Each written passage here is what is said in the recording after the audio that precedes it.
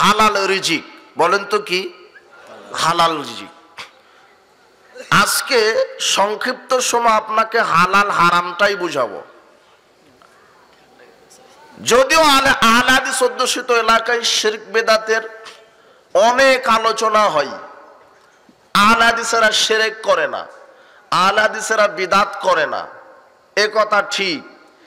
কিন্তু মুসলিম হওয়ার পরেও বহু মানুষ জাহান্নামে যাবে। মুসলিম হওয়ার পরেও জাহান্নামে যাবে কারা?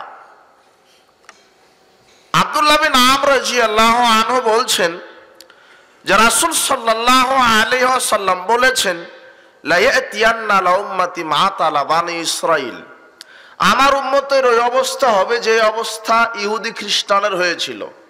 হাজওয়ান নাল বিন নাল, যেমন দুই পায়ের জুতা পরস্পর সমান।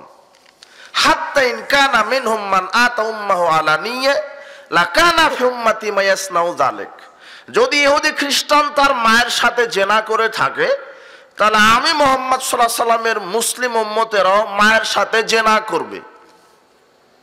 তিরমিজি 2641 নম্বর হাদিস, সনদ হাসান, চলে, হাদিসটি গ্রহণীয়।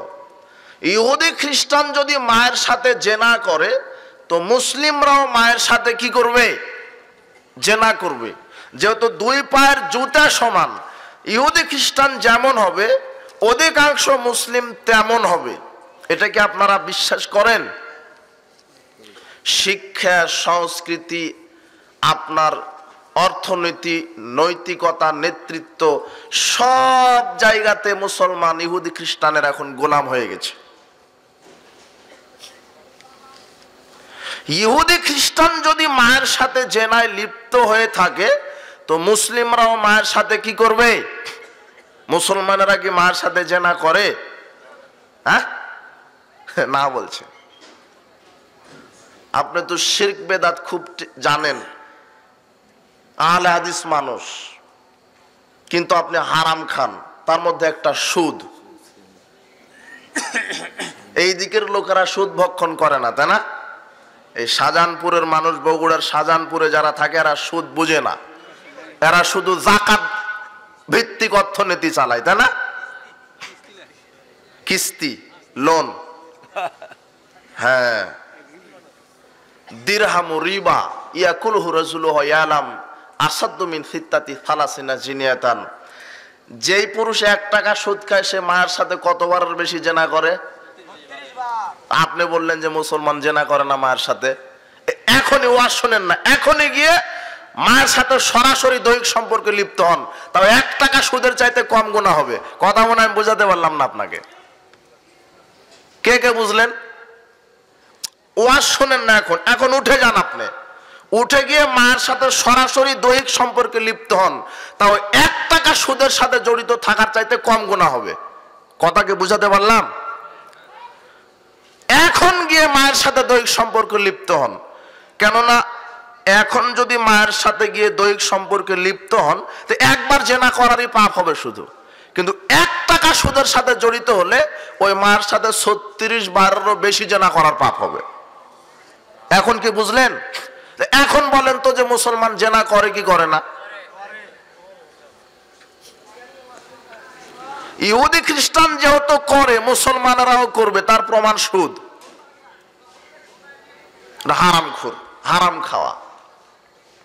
তা আপনি তো ঈমান কি বুঝতে পারেননি, যার কারণে মনে করেছেন যে জোরে আমিন বললে, রাফালে আদান করলে, পায়ের সাথে পা মিলিয়ে দাঁড়ালে, বুকে হাত বাঁধলে আহলে হাদিস হওয়া যায়। জি না, যারা বিড়ি সিগারেট জর্দা গোল খায়, সুদ ভক্ষণ করে, দুর্নীতি করে, এরা আহলে হাদিস হওয়ার যোগ্যতায় রাখে না। আহলে হাদিস শুধু ওই বুকে হাত বাঁধা জোরে আমিন বলার নাম নয়।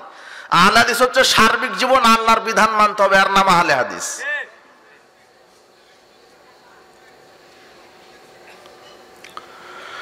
আল্লাহ সুবহানাহু ওয়া তাআলা বলেন, ইয়া আইয়ুহান নাস কুলু মিম্মা ফিল আরদি হালালান তাইয়্যিবা, পৃথিবীর মানুষ, তোমরা হালাল এবং পবিত্র রিজিক ভক্ষণ করো। আল্লাহ সুবহানাহু ওয়া তাআলা অত্র আয়াতে হালাল এবং পবিত্র শব্দটা বলেছেন। শুধু হালাল হলে হবে না, অর্থটা সম্পদটা পবিত্র হওয়া লাগবে। টাকা হালাল এই কথা ঠিক, ওই টাকা যদি দুর্নীতির টাকা হয়, সুদের টাকা হয়, ঘুষের টাকা হয়, ওই টাকা অপবিত্র। গরুটা হালাল এই কথা ঠিক, গরুটা যদি প্রতারণা করে বিক্রি করেন, 3 দিন বাছুরকে আটকে রেখে পালানটা বড় করে বাজার নিয়ে গিয়ে বলছেন যে আমার গাভীটা 10 কেজি দুধ দেয়, আপনি বলছেন 10 কেজি দুধ দেয়, আপনি কিনেন তো, আমার গাভীটা ভালো। এই যে প্রতারণা করে বিক্রি করলেন, ক্রেতা কেনার পরে বাড়িতে গিয়ে দেখলো যার 2 কেজিও হয় না, ওই গরুটা ছিল হালাল, কিন্তু প্রতারণার মাধ্যমে বিক্রি করার কারণে গরুটা, ওই টাকাটা আপনার জন্য হারাম হয়ে গেছে।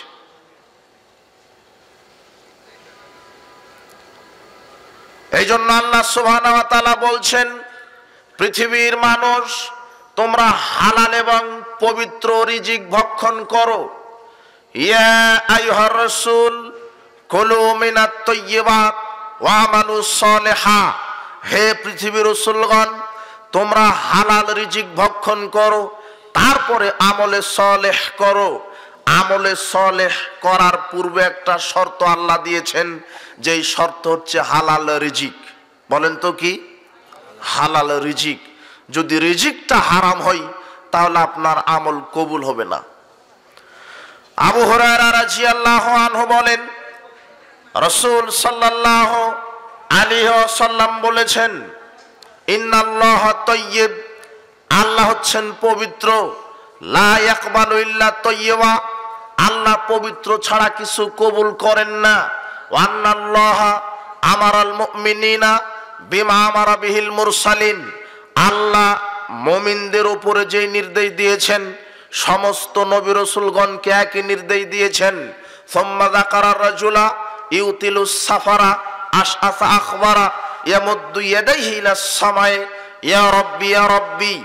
এরপরে নবী করিম সাল্লাল্লাহু আলাইহি ওয়াসাল্লাম সাহাবীগণকে লক্ষ্য করে বলছেন, শোনো, এক ব্যক্তি হচ্ছে মুসাফির, সে ক্লান্ত শ্রান্ত হয়ে গেছে, তার চুলগুলি এলোমেলো, শরীরে ধুলাবালি লেগে আছে। এই অসহায় অবস্থায় 2 হাত আকাশের দিকে উত্তোলন করে বলছে, প্রতিপালক আমি বড় বিপদে, আমার দোয়া কবুল করেন। আশ্চর্য 3টা ব্যক্তি আছে, যেই 3 জন ব্যক্তি দোয়া করলে আল্লাহ দোয়া ফেরত দেন না। তার এক মুসাফির, মুসাফির যদি দোয়া করে মুসাফিরের দোয়া আল্লাহ কবুল করেন। 2 পিতামাতা যদি সন্তানের জন্য দোয়া করে পিতামাতার দোয়া আল্লাহ কবুল করেন। 3 মাজলুম যদি আল্লাহর নিকটে দোয়া করেন আল্লাহ মাজলুমের দোয়া কবুল করেন। অত্র ব্যক্তিটি ছিল মুসাফির, তবু রাসূল সাল্লাল্লাহু আলাইহি ওয়াসাল্লাম বলছেন, ওয়া মাতামু হারামুন, তার খাদ্য হারাম, ওয়া মাসরাবু হারামুন, তার পানীয় হারাম, ওয়া মালবাসু হারামুন, তার পোশাক আছে হারাম, ওয়া গুযিয়া বিল হারাম, তার গাড়ি বাড়ি অর্থনীতি সবকিছু হারাম। ফান্নাস্তাজাবু লিযালিক, তার ইবাদত তার দোয়া আল্লাহ কিভাবে কবুল করবেন? তার মানে যদি আপনার রিজিক যদি হালাল না হয়, হারাম হয়, তাহলে আপনার ইবাদত আল্লাহ কবুল করবেন না। ইসলাম আপনাকে সুস্পষ্ট নির্দেশনা দিয়েছেন। রাসূল সাল্লাল্লাহু আলাইহি ওয়াসাল্লাম বলছেন, ইয়াতি আলান নাসে জামান, মানুষের উপর একটা সময় চলে আসবে, ইয়াজতামিউনা ইউসাল্লুনা ফিল মাসাজিদ, মানুষ একত্রিত হয়ে মসজিদে দলবদ্ধ হয়ে সালাত আদায় করবে। রাসূল সাল্লাল্লাহু আলাইহি ওয়াসাল্লাম বলছেন, মানুষের জীবনে একটা সময় আসবে যেই জামানায় মসজিদে দলবদ্ধ হয়ে মানুষ সালাত আদায় করবে, ওয়ালাইসা ফিহিম মুমিন, কিন্তু তাদের মধ্যে একজনও ঈমানদার থাকবে না।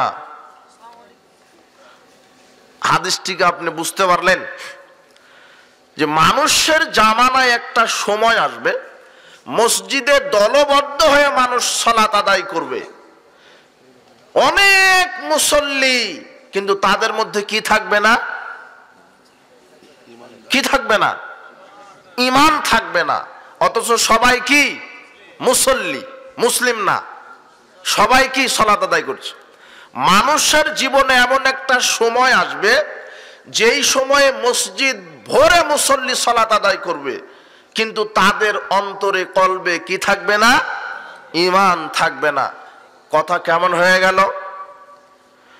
আবু হুরায়রা রাদিয়াল্লাহু আনহু বলেন, রাসূল সাল্লাল্লাহু আলাইহি ওয়াসাল্লাম বলেছেন, লা ইয়াজনি যানি হিনা ইয়াজনি ওয়া হুয়া মুমিন। কোন জেনাকার নারী পুরুষ জেনা করতে পারে না ঈমান থাকা অবস্থায়। তাই তো যুবক সালাত আদায় করে, আবার পর নারীর সাথে পরকীয়ায় জেনা ব্যভিচারেও লিপ্ত হয়ে থাকে। লা ইয়াশরাবুল খামরা হিনা ইয়াশরাবুহা ওয়া হুয়া মুমিন। কোন মুমিন নারী পুরুষ মদ পান করতে পারে না ঈমান থাকা অবস্থায়। তার মানে যখন মানুষ মদ পান করে তার ভিতরে ঈমান থাকে না। মুরব্বী 40 বছর ধরে তাহাজ্জুদ পড়ে, 40 বছর ধরে বিড়িও খায়, সিগারেটও খায়, জর্দাও খায়। এরকম মুরব্বী আছে না? ইফতার করে বিড়ি দিয়ে, ইফতার। রাসূল সাল্লাল্লাহু আলাইহি ওয়াসাল্লাম বলছেন, যখন মদ পান করে তখন তার ভিতরে ঈমান থাকে না। ওই যে দেখেন মুরব্বী সালাতও আদায় করে আবার বিড়িও খায়, ওই সালাত কবুল হয়নি, ওর ভিতরে ঈমান নেই। মুসল্লি তো বহু দূরের কথা, যারা নেতৃত্ব পর্যায়ে আছে, দায়িত্বশীল, তারাও হারামখোর। লা ইয়াসরিকু সারিকু হিনা ইয়াসরিকু ওয়া হুয়া মুমিন। কোন চোর চুরি করতে পারে না ঈমান থাকা অবস্থায়। ওয়ালা ইয়ানতাহিবু নুহবাতান হিনা ইয়ানতাহিবু ওয়া হুয়া মুমিন। কোন ডাকাত ডাকাতি করতে পারে না ঈমান থাকা অবস্থায়। ওয়ালা ইয়াগুল্লু আহাদুকুম হিনা ইয়াগুল্লু ওয়া হুয়া মুমিন। কোন দুর্নীতিবাজ আত্মসাৎকারী আত্মসাৎ করতে পারে না ঈমান থাকা অবস্থায়। তার মানে যে আত্মসাৎ করছে, 10-এর সম্পদ যে দুর্নীতি করে আত্মসাৎ করছে, ওর ভিতরে ঈমান নেই।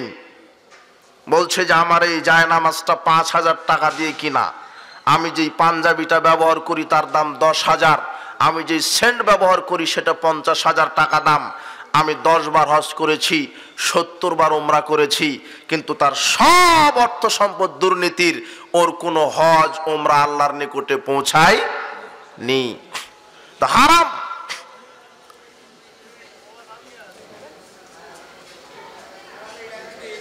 আবু হুরায়রা রাদিয়াল্লাহু আনহু বলেন, রাসূল সাল্লাল্লাহু আলাইহি ওয়াসাল্লাম বলেছেন, ইয়াতি আলান নাস জামান লা ইবালিল মারউমা আখাযা মিনহু মিনাল হালাল মিনাল হারাম। মানুষের জীবনে এমন একটা সময় আসবে যেই সময়ে মানুষ বিবেচনা করবে না সে হালাল ইনকাম করছে নাকি হারাম ইনকাম করছে, এটা মানুষ বিবেচনায় আনবে না। সে যে কোনো মূল্যে দুনিয়া উপার্জন করতে চাইবে, যে কোনো মূল্যে দুনিয়াতে কিভাবে বড় হওয়া যায়, কিভাবে পদমর্যাদা পাওয়া যায়, কিভাবে অর্থ সম্পদ বৃদ্ধি পায়, এই গতিতে সে থাকবে, পরকালকে ভুলে যাবে, হালাল হারাম বিবেচনা করবে না। আব্দুল্লাহ বিন আব্বাস রাদিয়াল্লাহু আনহু বলেন, রাসূল সাল্লাল্লাহু আলাইহি ওয়াসাল্লাম বলেছেন, ইন্নাল্লাহা ইশাই হারামা আলাইহিম সামানাহু। আল্লাহ যখন কোন কওমের উপরে কোন খাদ্য খাওয়াকে হারাম মনে করেন, কোন খাদ্য খাওয়া হারাম করেন, সেই খাদ্যের ব্যবসাকেও হারাম করেন। যেই জিনিসটা হারাম তার ব্যবসা হারাম। আল্লাহ সুবহানাহু ওয়া তাআলা বলছেন, ইয়া আইয়ুহাল্লাযীনা আমানু, হে বিশ্বাসীগণ, ইন্নামাল খামরু ওয়াল মাইসিরু ওয়াল আনসাবু ওয়াল আজলামু রিজসুম মিন আমালিশ শাইতান ফাজতানিবুহু লাআল্লাকুম তুফলিহুন। পৃথিবীর বিশ্বাসীগণ, নিশ্চয় মদ, নিশ্চয় জুয়া, নিশ্চয় লটারি, নিশ্চয় ছবি মূর্তি, এগুলি শয়তানের কাজ। এই কাজগুলি থেকে বিরত থাকো, তাহলে তোমরা সফল হতে পারবে। অত্র আয়াতে 4টি জিনিসকে হারাম করা হয়েছে। তার এক, মদ হারাম, মদের ব্যবসা হারাম। আল্লাহ সুবহানাহু ওয়া তাআলা যেই জিনিস হারাম করেছেন তার ব্যবসাকে হারাম করেছেন। বিড়ি সিগারেট জর্দাগুল হারাম, তার ব্যবসা হারাম, এ কথা ইসলাম সুস্পষ্ট করে দিয়েছে। জুয়া হারাম, জুয়া খেলা হারাম, জুয়ার ব্যবসা হারাম। জুয়া কোনো নির্ধারিত খেলার নাম নয়। যেই খেলাতে টাকার হার জিত আছে ওই খেলাটাই জুয়া খেলা। তার প্রমাণ বর্তমানে ক্রিকেট, ফুটবল, ভলিবল, ছক্কা, লুডু, তাস, আর্জেন্টিনা, ব্রাজিল। হাজি সাহেব ও ব্রাজিলের পতাকা নিয়ে নাচে, ও হচ্ছে মুসলমান, মুসলিম পুরুষের রক্ত তার ভিতরে আছে, মুসলমানের রক্ত আছে।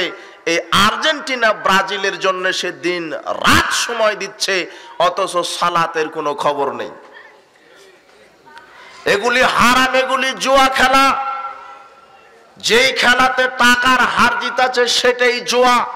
জুয়া কোনো নির্ধারিত খেলার নাম নয়। আল্লাহ সুবহানাহু ওয়া তাআলা অর্থ ইনকামের অনেক পথ বলেছেন, জুয়া তার মধ্যে অন্তর্ভুক্ত করেননি।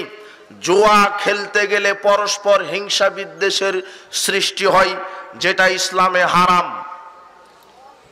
তার একটা প্রমাণ এই বর্তমান পরিস্থিতি। ওই দলকে সাপোর্ট করে, ওই দলকে সাপোর্ট করে, দেখতে পারে না। এই নিয়ে গন্ডগোল, দাঙ্গামা, হাঙ্গামা, যেটা হিংসা বিদ্বেষ, শত্রুতা তৈরি হয়েছে, এগুলি এই জুয়া খেলা হারাম। মান লাইবা বিনারদা শির ফাকান্নামা সাবাগা ইয়াদাহু ফি লাহমিল খিনজির ওয়া দামিহি। যে জুয়ায় অংশগ্রহণ করলো সে তার হাত শুকরের মাংসে এবং রক্তে ডুবিয়ে দিল। ফাকাদ আসাল্লাহ রাসূলাহু, সে আল্লাহ এবং তার রাসূলের নাফরমানি করলো। ওয়া ইয়াতাআদ্দা হুদুদাহু, যে ব্যক্তি আল্লাহ এবং তার রাসূলের নাফরমানি করে, সে আল্লাহর বিধানের সীমা লঙ্ঘন করে। ইদখিলু নারান খালিদান ফিহা, আল্লাহ তাকে এই নাফরমানি করার কারণে জাহান্নামে দিবেন, সেখানে চিরকাল থাকতে হবে। তার মানে জুয়াতে যারা অংশগ্রহণ করবে তাদের পরিণাম জাহান্নাম। যে কোনো মূল্যে জুয়া খেলা থেকে ফিরে আসতে হবে। আল্লাহ সুবহানাহু ওয়া তাআলা বলছেন ছবি মূর্তি হারাম, ছবি মূর্তির ব্যবসা হারাম। জাবের রাদিয়াল্লাহু আনহু বলছেন আন্নাহু সামিআ রাসূলুল্লাহ সাল্লাল্লাহু আলাইহি ওয়াসাল্লাম, আমি রাসূল সাল্লাল্লাহু আলাইহি ওয়াসাল্লামকে বলতে শুনেছি, তিনি বলছেন, তিনি রাসূল সাল্লাল্লাহু আলাইহি ওয়াসাল্লামকে বলতে শুনেছেন আমাল ফাতহে ওয়া হুয়া বিমাক্কাতা, মক্কা বিজয়ের বছর। রাসূল সাল্লাল্লাহু আলাইহি ওয়াসাল্লাম কি বলেছেন? ইন্নাল্লাহ তাআলা হারামা বায়াল খামরে ওয়াল মাইতাতে ওয়াল খিনজিরা ওয়াল আসনাম, নিশ্চয় আল্লাহ হারাম করেছেন মদের ক্রয় বিক্রয় হারাম, মদ বেচা কিনা হারাম, মৃত প্রাণীর ক্রয় বিক্রয় হারাম, ছবি মূর্তির ব্যবসা হারাম। নোমান বিন বাশির রাদিয়াল্লাহু আনহু বলেন রাসূল সাল্লাল্লাহু আলাইহি ওয়াসাল্লাম বলেছেন আল হালালু বাইয়িনুন ওয়াল হারামু বাইয়িনুন, হালাল স্পষ্ট, হারাম স্পষ্ট। ওয়া মা বাইনাহুমা মুশতাবিহাতুন, উভয়ের মধ্যেই অস্পষ্ট সন্দেহের কিছু বিষয় রয়েছে। লা ইয়ালামুহুন্না কাসরুম মিনান নাস, অধিকাংশ মানুষের সেটা জানা নেই। ফামানিত্তাকা শুবহাতে ইস্তাবরা লিদীনিহি ওয়ারজিহি, যে ব্যক্তি অস্পষ্টতা থেকে সন্দেহের কোনো কাজকে পরিত্যাগ করলো, সন্দেহের কাজ থেকে বেঁচে থাকলো, সে তার দিন এবং ইজ্জত আবরুকে সুন্দরভাবে বাঁচিয়ে রাখলো। ওয়ামান ওয়াকাফিস শুবহাতে ওয়াকাফিল হারাম, যে ব্যক্তি সুস্পষ্ট জিনিসকে বাদ দিয়ে অস্পষ্ট সন্দেহের কোনো কাজে লিপ্ত হলো, সে হারামে লিপ্ত হলো। আপনাকে বলছি হারাম উপায় আপনাকে পা দিতে হবে না। আবু বকর রাদিয়াল্লাহু আনহু বলেন রাসূল সাল্লাল্লাহু আলাইহি ওয়াসাল্লাম বলেছেন লা ইয়াদখুলুল জান্নাতা জাসাদুন গুযিয়া বিল হারাম, ওই দেহ কখনোই জান্নাতে যাবে না যেই দেহ হারাম উপায়ে, হারাম খাদ্য দ্বারা বড় হয়েছে, হারাম খাদ্য দ্বারা গঠিত হয়েছে, ওই দেহ জান্নাতে যাবে না। মানুষ আজকে বিবেচনায় আনে না, মানুষ যে কোনো মূল্যে হারামের সাথে লিপ্ত হতে চায়, যে কোনো মূল্যে দুনিয়াকে পেয়ে বসতে চায়। মানুষের হালাল হারামের কোনো বিবেচনা নেই, অথচ পরিণাম জাহান্নাম হবে যদি হারাম উপার্জন করা থাকে। তার প্রমাণ বর্তমানে সুদী অর্থনীতি, ঘুষ, দুর্নীতি। দুর্নীতি এত বেড়েছে, দুর্নীতি এত বেড়েছে যে দশের সম্পদ মানুষ আত্মসাৎ করছে, বিবেচনা করছে না যে আমার এই আত্মসাতের পরিণাম জাহান্নাম। আবু হুরায়রা রাদিয়াল্লাহু আনহু বলেন, আহাদা রাজুলিন লিরাসূলিল্লাহ সাল্লাল্লাহু আলাইহি ওয়াসাল্লাম গোলামান ইউকালু লাহু মিদআম। রাসূল সাল্লাল্লাহু আলাইহি ওয়াসাল্লামকে এক গোলামকে হাদিয়া দেওয়া হলো, যার নাম হচ্ছে মিদআম। ইয়াহুত্তু রাহলান লিরাসূলিল্লাহ সাল্লাল্লাহু আলাইহি ওয়াসাল্লাম। এই মিদআম নামক খাদেমটি রসুলের হাওদা ঠিক করছিলেন। ইদ আসাবাহু সামুন আয়রুন, হঠাৎ করে একটা তীর এসে মেদামের শরীরে লেগে যায়। ফাকাতালাহু ফাকালান নাসু হানিয়াল্লাহুল জান্নাহ। লোকটি মারা গেল, আর লোকেরা বলতে লাগলো যে মেদাম জান্নাতে চলে গেছে। রাসূল সাল্লাল্লাহু আলাইহি ওয়াসাল্লাম বলছেন, কাল্লা, কখনো নয়। ওয়াল্লাযী নাফসি বিয়াদিহি, ওই সত্তার কসম যেই সত্তার হাতে আমার আত্মা রয়েছে। ইন্না খাযা ইয়াওমা খায়বারা মিনাল মাগানিম লাম তুসবিহাল মাকাসিম।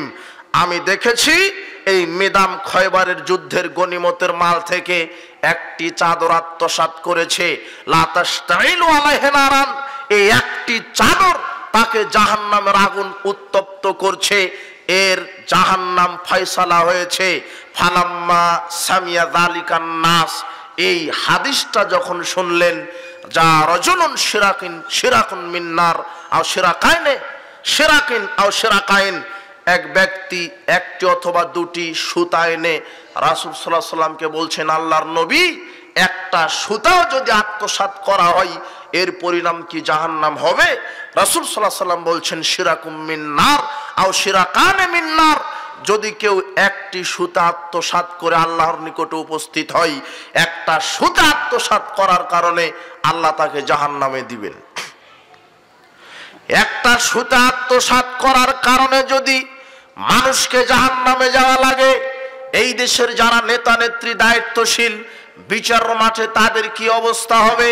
তাদেরকে সাবধানতা অবলম্বন করতে হবে। আপনাদেরকে যে কোনো মূল্যে দুর্নীতি আত্মসাৎ করা থেকে বেঁচে থাকতে হবে। 10-এর পয়সা এত খারাপ, পরিণাম জাহান্নাম। আপনাকে বলছিলাম, মানুষ সালাত আদায় করবে কিন্তু তার ভিতরে ঈমান থাকবে না।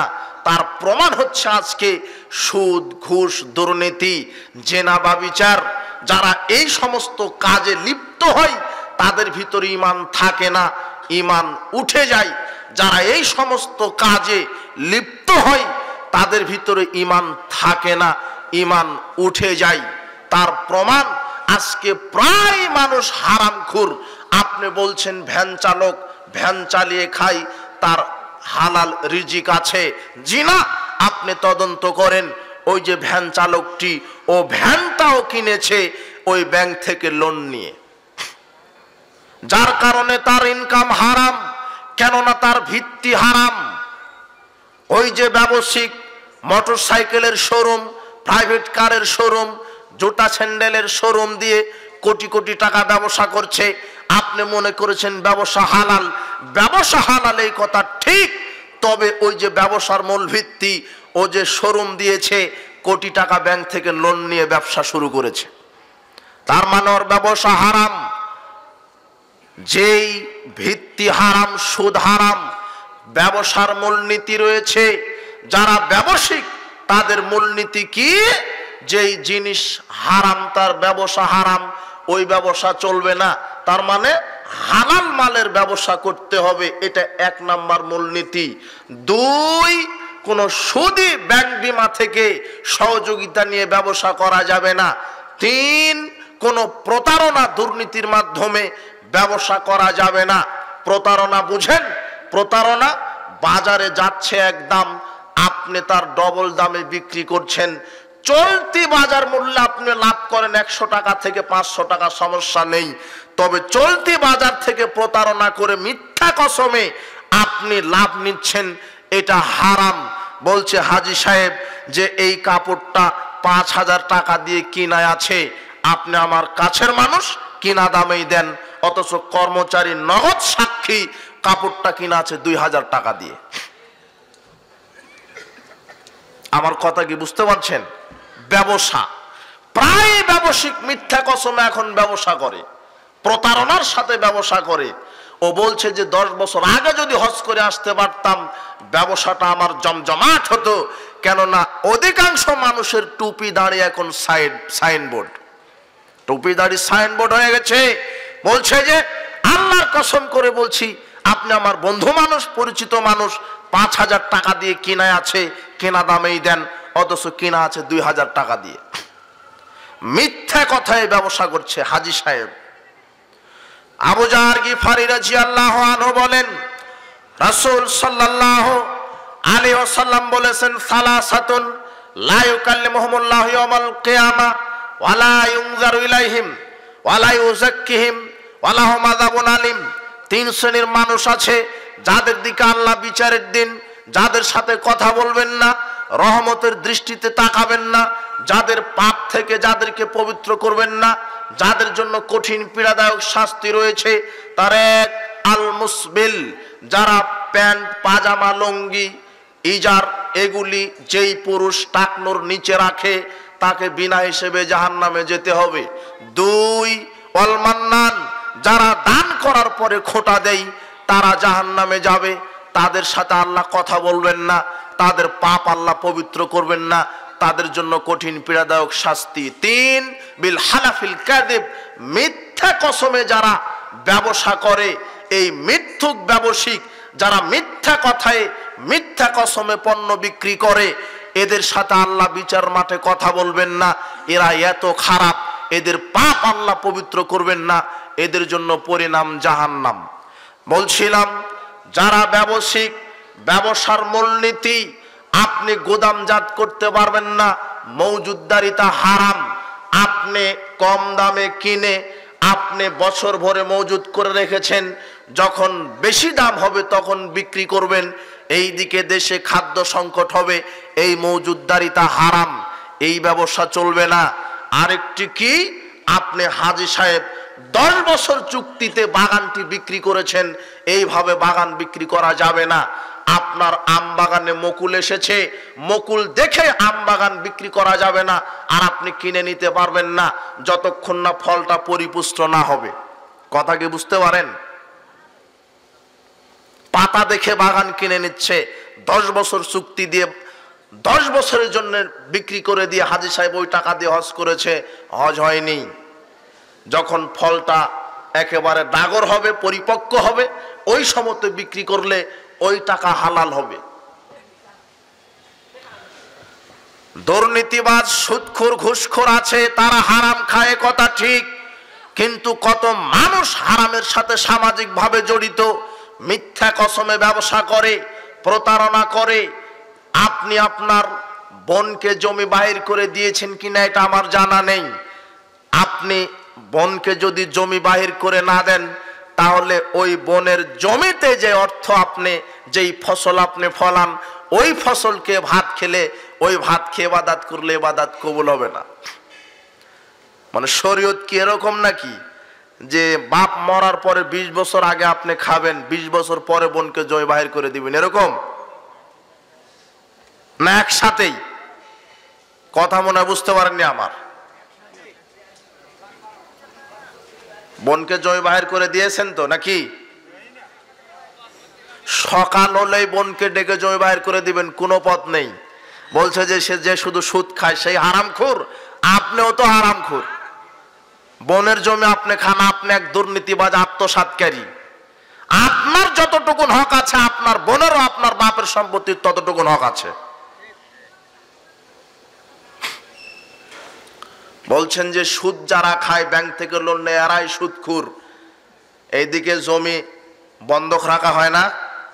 জমি বন্ধক বুঝেন? কট বুঝেন? কট আমাদের রাজশাহীতে কট বলে, কট এগ্রিমেন্ট।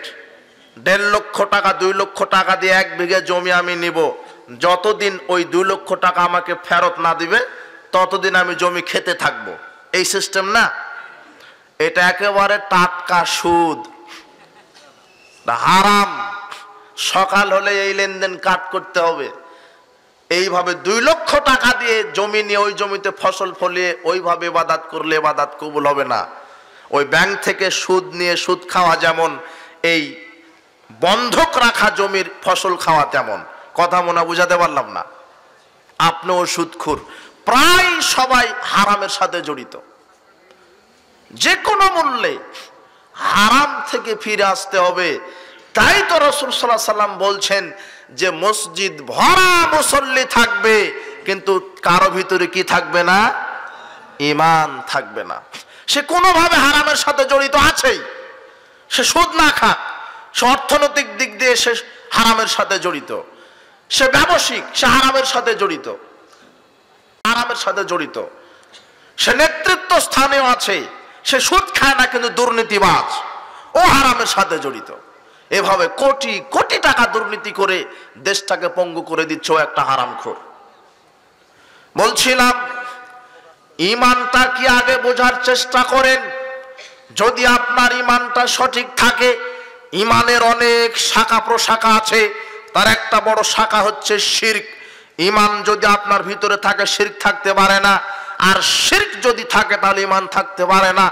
ঈমানের শাখা প্রশাখার মধ্যে রয়েছে, যদি শিরক করেন তাহলে ঈমান একেবারে নষ্ট হয়, কিন্তু শিরক ছাড়াও ঈমানকে নষ্ট করে দিতে পারে, সাময়িকভাবে ঈমানের কার্যকরী ক্ষমতাকে নষ্ট করে দিতে পারে। শিরক একবারে ঈমানকে নষ্ট করে দেয়। আর অন্যান্য কিছু পাপ আছে ঈমানের ক্ষমতাকে নষ্ট করে দেয়। ঈমান থাকে কিন্তু ওই ঈমানের পাওয়ারকে নষ্ট করে দেয়। ভালো করে বুঝেন, যদি আপনি শিরক করেন তো ঈমানটাকে একেবারে নষ্ট করে দেয়, ঈমান আর থাকে না। কিন্তু শিরক ব্যতীত ইসলামে এমন কিছু পাপ আছে যেই পাপ করলে ঈমান থাকে কিন্তু ঈমানের পাওয়ার থাকে না। কথা কি আমার বুঝেন? আমার কয়েক মিনিট কথা বলে শেষ করে দেব। শুধু ঈমানের পরিচয়টা আপনাকে শেখাই। ঈমান নষ্ট হওয়ার অনেক কারণ আছে, তার একটা কারণ শিরক। যদি আপনি শিরক করেন তাহলে ঈমানই থাকে না, নষ্ট হয়। কিন্তু অনেক ইসলামে কিছু পাপ আছে যেই পাপ করলে ঈমান থাকে কিন্তু ঈমানের পাওয়ারকে নষ্ট করে দেয়। বিদ্যুৎ আছে, কিন্তু বিদ্যুতের যদি ভোল্টেজ না থাকে, ঠিক মতো আলো দেয়, ঠিক মতো পাখা ঘুরে। বিদ্যুৎ আছে কিন্তু ভোল্টেজ নাই, ওই বিদ্যুৎ থাকা না থাকা সমান। বিদ্যুৎ আছে, ভোল্টেজ আছে, ঠিক মতো আলো দেয়, ঠিক মতো পাখা চলে, তাহলে এই বিদ্যুতের মূল্য আছে। ঠিক মানুষের মধ্যে ঈমান আছে কিন্তু ঈমানের পাওয়ার নেই। যার ঈমানটা যত বেশি হবে তার আমলে সলেহ নেকি তত বেশি হবে। যার ঈমান যত বেশি পাপ তার তত কম হবে। আর যার ঈমান যত কম পাপ তার তত বেশি হবে, আমলে সলে তত কম হবে। যেই ঈমান আপনাকে ভালো কাজ করতে বাধ্য করতে পারে না আর খারাপ কাজ থেকে বাঁচিয়ে রাখতে পারে না, সেই ঈমানের কোনো মূল্য নাই। এক লোক বলছেন মাল ঈমান, আল্লাহর নবী ঈমান কাকে বলে? রাসূল সাল্লাল্লাহু আলাইহি ওয়াসাল্লাম বলছেন ইযা সাররাতকা হাসানাতকা ওয়া সাআতকা সাইয়্যাতকা ফান্তা মুমিন। ভালো কাজ যখন তোমাকে তৃপ্তি দিবে আর খারাপ কাজগুলি যখন তোমাকে কষ্ট দিবে, তখন মনে করবে যে তোমার ভিতরে ঈমান আছে। ভালো কাজ আপনাকে কি দিবে? তৃপ্তি দিবে। সালাত, সিয়াম, হজ, যাকাত, তাসবিহ, তাহলিল, আল্লাহর আনুগত্য করতে আপনি যখন তৃপ্তি পাবেন তখন মনে করবেন আপনার কি আছে? ঈমান আছে। আর খারাপ কাজ করলে যখন আপনি কষ্ট পান তখন মনে হবে যে আপনার ঈমান আছে। কিন্তু ঘটনাটা উল্টা। এখন মুসলমান সালাত সিয়ামের আদায় করার কোনো ধার ধারে না। সালাত আদায় করার কথা বললে বলবে তোমরাই পড়ো গিয়ে, আমার সালাত না ঠিক থাকতে পারে, আমার ঈমান ঠিক আছে। ওকে ভালো কাজটাই কষ্ট দেয় আর খারাপ কাজটাই তৃপ্তি দেয়।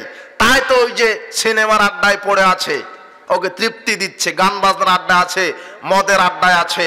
মুসলমান খারাপ কাজে তাকে তৃপ্তি দেয়, তার মানে ও মুমিন নয়, হচ্ছে পাকা মুনাফিক। ও পাকা কি? মুনাফিক। ঈমানটা আগে বোঝার চেষ্টা করেন। কিছু কিছু পাপ আছে যেই পাপগুলি মানুষের ঈমানকে পাওয়ারলেস করে দেয়। সেই পাপের একটি পাপ হচ্ছে অহংকার। বলেন তো কি? অহংকার। লা ইয়াদখুলুল জান্নাতা লা ইয়াদখুলু আহাদুন লা ইয়াদখুলুল জান্নাতা আহাদুন ওই ব্যক্তি জান্নাতে যেতে পারে না। মান কানা ফি কলবিহি মিসকাল হাববাতিন মিন খারদালিন মিন কিবর, যেই মানুষের কলবে অনুপরিমাণ অহংকার থাকে। অনুপরিমাণ কি থাকে? অহংকার। লা ইয়াদখুলুন নার আহাদুন, ওই ব্যক্তি কখনোই জাহান্নামে যাবে না। মান কানা ফি কলবিহি মিসকাল হাববাতিন মিন খারদালিন মিন ঈমান, যেই কলবে অনুপরিমাণ ঈমান থাকে। তার মানে যেই কলবে ঈমান থাকে সেই কলবে অহংকার, কথা মনে হয় বুঝতে পারেননি। যেই কলবে ঈমান আছে সেই কলবে কি নাই? অহংকার নাই। যেই কলবে অহংকার আছে সেই কলবে কি নাই? ঈমান নাই। ঈমানটা আছে কিন্তু পাওয়ারলেস, আর ওই পাওয়ারলেস হওয়ার কারণে সে অহংকার করে, আর পরিণাম হয় জাহান্নাম। আল হায়া ওয়াল ঈমানু কারনাউ জামিআ, লজ্জা এবং ঈমান একসাথে জড়িত। ফায়দা রুফিয়া আদমা রুফিয়া লাখারু, যখন লজ্জাকে উঠিয়ে নেয় তখন ঈমান আপনা আপনি উঠে যায়, ঈমান থাকে না। যেই কলবে লজ্জা আছে ওই কলবে ঈমান আছে, যেই কলবে লজ্জা নেই ওই কলবে ঈমান নেই। মানুষ আজ নির্লজ্জ হয়ে গেছে। মানুষ আজকে নির্লজ্জ হয়ে গেছে। যে নির্লজ্জ হয়ে গেছে তার কলবে ঈমান নেই। নির্লজ্জ ব্যক্তির জন্য পরিণাম জাহান্নাম। লা ইয়াস্তামুল হাসাদ ওয়াল ঈমান ফি জাওফি রাজুলিন আব্দিল আবাদা, একজন মানুষের কলবে হিংসা আর ঈমান একসাথে থাকতে পারে না। যেই মানুষ হিংসা করে তার ভিতরে কি নাই? ঈমান নাই। আর যার ভিতরে ঈমান আছে তার ভিতরে কি নাই? হিংসা নাই। হিংসা কাকে বলে? আরেকজনের ভালো দেখে নিজে জ্বালা পোড়া হওয়া। বুঝেন না মনে হয়? হিংসা মানে অন্যের ভালো আপনি দেখতে পারেন না, আরেকজনের ভালো হচ্ছে আপনি দিকে জ্বলে পুড়ে মরছেন, মানে আপনি হিংসুক। আর অহংকার কি? আল কিবর বাতারুল হক ওয়া গামতুন নাস, মানুষকে হেয় তুচ্ছ প্রতিপন্ন মনে করা। আপনি মানুষকে মানুষই মনে করেন না, আপনি মনে করেন আমি সবচেয়ে বড় ডিগ্রিধারী, আমার চাইতে বড় ডিগ্রি কারো নেই, আমি সম্পদশালী, আমি ওকে আগে সালাম দেব, মানে আমি ওর সাথে আগে কথা বলবো, মানে ও আগে আমার সাথে কথা বলুক তারপরে কথা বলবো, আমি ওর বাড়িতে যাব, মানে ও আগে আমার বাড়িতে আসুক তারপরে আমি যাব। এরকম লোক আছে না? খুব পরহেজগার, কিন্তু সালাম দিতে আগে শিখেনি। ও চাচ্ছে যে আগে আমাকে সালাম দিক, আমি ওর চাইতে কোন দিক দিয়ে ছোট, আমি ডিগ্রিতে বড়, আমার দাড়িতে মেহেদি, আমি 10 বার হজ করে এসেছি, আমি কেন ওকে সালাম দিব, আমাকে সালাম দিবে। এই লোকগুলি আসে না সমাজে? তাক করে থাকে, দেখি তো সালাম দেয় কিনা, মানে ও দিবে না, মানে অহংকার নিয়ে আছে, আর ওর ভিতরে কি নাই? ঈমান নেই। এই জন্য অহংকার আর ঈমান একসাথে থাকে না, হিংসা আর ঈমান একসাথে থাকে না, লজ্জার নির্লজ্জতার ঈমান একসাথে থাকে না। এই জন্য লজ্জাশীল হওয়া শিখুন, বিনয় হওয়া শিখুন, হিংসা পরিত্যাগ করুন। ঈমান কি জিনিস বোঝার চেষ্টা করুন। ঈমান, যেই ঈমান আপনাকে বলে দেই, যেই ঈমান আপনাকে হারাম খাদ্য থেকে ফিরাতে পারে না, যেই ঈমান মানুষকে সুদ ঘুষ দুর্নীতি থেকে ফিরাতে পারে না, সেই ঈমান কখনো তাকে জাহান্নাম থেকে ফিরাতে পারবে না। যেই ঈমান আজানের পরে মসজিদে নিয়ে যেতে পারে না, যেই ঈমান আজান হওয়ার পরে সালাতের দিকে নিয়ে যেতে পারে না, ওই ঈমান কখনো তাকে জান্নাতে নিয়ে যেতে পারবে না। যে ঈমান বিড়ির আগুন নিভাতে পারে না, সেই ঈমান জাহান্নামের আগুন নিভাতে পারবে? এটা কি হয়? আশ্চর্য কথা। ঈমানের পাওয়ার নেই, ঈমান আছে কিন্তু পাওয়ারলেস, পাওয়ারহীন, শক্তি নেই ঈমানের। ঈমানকে শক্ত করুন, মজবুত করুন। যে ঈমান একজন নারীকে বেপরদা থেকে ফিরাতে পারে না, সেই ঈমান সেই নারীকে কখনো সেই ঈমান জাহান্নাম থেকে ফিরাতে পারে না। ঈমানদার নারী, ঈমানদার পুরুষ সার্বিক জীবন আল্লাহর বিধানের গোলামি করবে। এই জন্য ঈমানকে বোঝার আগে চেষ্টা করুন, ঈমানকে ধারণ করুন, ঈমানকে মজবুত করুন, তাহলে আল্লাহ সুবহানাহু ওয়া তাআলা আমাদের সার্বিক কর্মগুলিকে কবুল করবেন। আল্লাহ আমাদের কর্মগুলিকে যখন কবুল করবেন তখনই আমরা দুনিয়াতে সফল হব, পরকালে দুনিয়াতে কল্যাণ প্রাপ্ত হব, পরকালে জাহান্নাম থেকে মুক্তি পাওয়া যাবে। যতক্ষণ না ঈমানকে বিশুদ্ধ না করতে পারবো ততক্ষণ না আমরা সফল হতে পারবো না। এই জন্য ঈমানকে বুঝেন। সালাত আদায় করার নাম ঈমানদার নয়। যদি আপনার হিংসা থাকে, শোনেন, মানুষ মুসলিম হওয়ার পরে জাহান্নামে যাবে, অনেক কারণ আছে। মুসলিম হওয়ার পরে জাহান্নামে যাবে তার একটা কারণ কি? হারাম রিজিক ভক্ষণ করা, পিতা মাতার অবাধ্য হওয়া, আত্মীয় স্বজনের সাথে সম্পর্ক নষ্ট করা, প্রতিবেশীকে কষ্ট দেওয়া, নিজের পিতাকে বাদ দিয়ে অন্যের পিতাকে পিতা দাবি করা, আপনার দাড়িতে চুলে কালো খেজাব ব্যবহার করা, আপনার দায়ুস, আপনার বেপরদা নারী, আপনার রিয়া, এগুলি করলে মুসলিম হলেও জাহান্নামে যাওয়া লাগবে। কথা কি আমার বুঝলেন? এখন আপনি বলছেন আমি আহলে হাদিস, মুসলিম হয়েও জাহান্নামে যাই, যেমন আহলে হাদিস হওয়ার পরেও জাহান্নামে যাবে তেমন কিছু কারণে। এটা আমি আপনাকে বোঝাবো। কথা মনে বোঝাতে পারিনি? আমি আহলে হাদিস, বুকে হাত বাঁধি, জোরে আমিন বলি, কিন্তু নেতৃত্ব নিয়ে দ্বন্দ্ব আছে। কথা মনে বুঝলেন না? আহলে হাদিস কিন্তু পাক্কা গোলামি, অহংকারী। আহলে হাদিস কিন্তু আমি তাকলিদ করি, হবে না। আহলে হাদিস কিন্তু মাল মর্যাদার লোভ আমার আছে, আল্লাহ আপনাকে ছেড়ে দিবে, তা না? যে অনুপরিমাণ অহংকার করে তার পরিণাম কি? আহলে হাদিস হলে জান্নাতে দিবে, তা না? কথা মনে বুঝেননি? আহলে হাদিস আপনি, আমি আহলে হাদিস, কিন্তু আমি আপনাকে দেখতে পারি না, অহংকার। কথা মনে বুঝেননি? বিনয় হওয়া শিখুন, নিরহংকারী হওয়া শিখুন। আল্লাহ সুবহানাহু ওয়া তাআলা আহলে হাদিসকে আমি কটাক্ষ করিনি। পৃথিবীর মাটিতে একমাত্র আল্লাহর সেনাবাহিনী, তারা হচ্ছে আহলে হাদিস। সেই সময় ইমাম বুখারীর উস্তাদ আলী ইবনুল মাদিনী বলেছেন, উলাইকা হুমুল হিজবুল্লাহ, উলাইকা হিজবুল্লাহ, তারাই হচ্ছে আল্লাহর সেনাবাহিনী। আলা ইন্না হিজবাল্লাহি হুমুল মুফলিহুন, নিশ্চয় আল্লাহর সেনাবাহিনী হচ্ছে সফলকাম। আলী ইবনুল মাদিনী সেই সময় আহলে হাদিসদেরকে আল্লাহর সেনাবাহিনী বলেছেন। সেই সময় আহলে হাদিসগণ আল্লাহর সেনাবাহিনী বলেছেন আলী ইবনুল মাদিনী। পৃথিবীতে যারা যেখানে শিরক বিদআতের বিরুদ্ধে কথা বলে তারাই হচ্ছে আহলে হাদিস। আহলে হাদিসের একটা ইতিহাস আছে, শিরক বিদআত তাড়ানোর ইতিহাস আছে। আহলে হাদিসের ইতিহাস সংগ্রামী ইতিহাস, আহলে হাদিসের ইতিহাস জিহাদের ইতিহাস, আহলে হাদিসের ইতিহাস শিরক বিদআতকে কবর দেওয়ার ইতিহাস, আহলে হাদিসের ইতিহাস ইংরেজদেরকে তাড়ানোর ইতিহাস।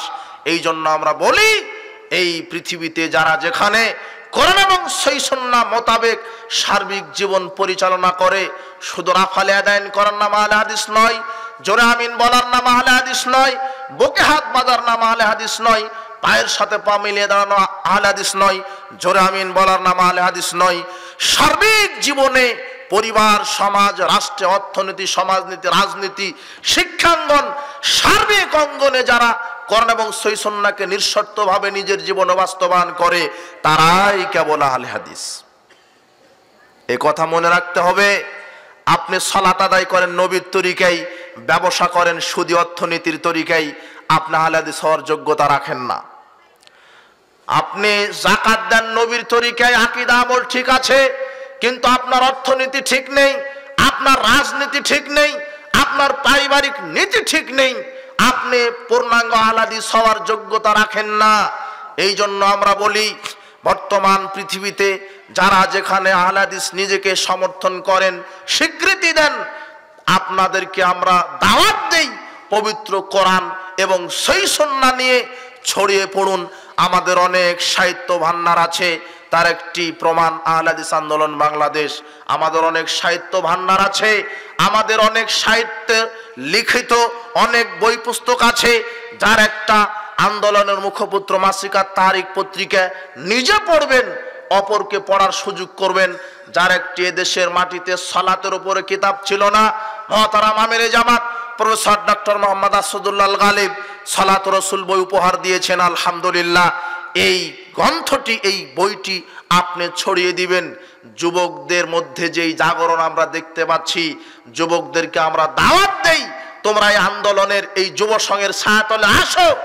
একাকী বক্তব্য দেওয়া যায়, কিন্তু সমাজ সংস্কার করা যায় না। সমাজ সংস্কার করতে হলে জামাতবদ্ধভাবে, সংগঠনবদ্ধভাবে সমাজ সংস্কার করতে হবে।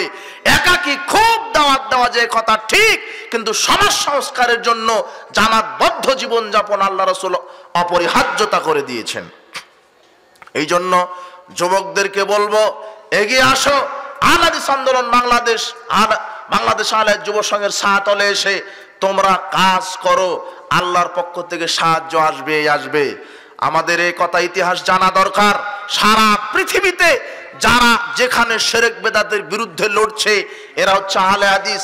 আহলে হাদিসের একটা বৈশিষ্ট্য আছে, একটা ইতিহাস আছে। যারা শিরক বেদাতের বিরুদ্ধে কথা বলতে হবে, আমল আকীদা সংস্কার করতে হবে। আহলে হাদিসের বৈশিষ্ট্য হচ্ছে, ইতিহাস হচ্ছে মানুষের আকীদা আমল সংস্কার করা, সমাজ সংস্কার করা। আজকে সমাজ পরিবর্তন হয়ে যাচ্ছে, বেদাত দূর হয়ে যাচ্ছে, শিরক দূর হয়ে যাচ্ছে। দিন যত যাবে আল্লাহর তাওহীদ প্রতিষ্ঠিত হবে, নবীর সুন্নাহ প্রতিষ্ঠিত হবেই ইনশাআল্লাহ।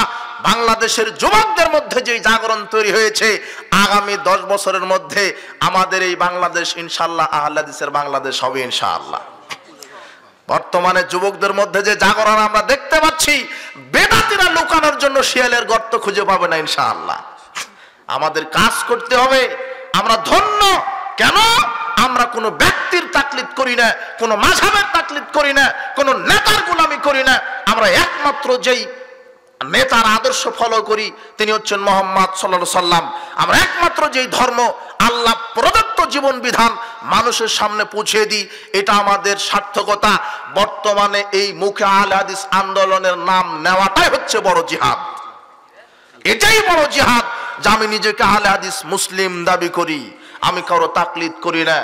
আমরা আজকের ইসলামী সম্মেলনের পক্ষ থেকে যারা যেখান থেকে এসেছেন তাদেরকে আমরা কোরআন এবং সহিহ সুন্নাহর দাওয়াত দিই। আসুন আমরা সার্বিক জীবনে পবিত্র কোরআন ও সহিহ সুন্নাহর আলোকে আমরা জীবন গড়ার চেষ্টা করি। আল্লাহুম্মা আমিন। আল্লাহ কবুল করুন। আজকের এই মাহফিলকে যারা যেভাবে সহযোগিতা করেছেন প্রত্যেককে আল্লাহ ক্ষমা করে দিন, যা যায় খায়ের দান করুন। কেউ যদি দান করতে চান দান করতে পারেন, আর যারা যেভাবে সহযোগিতা করেছেন আল্লাহ তাদেরকে ক্ষমা করুন।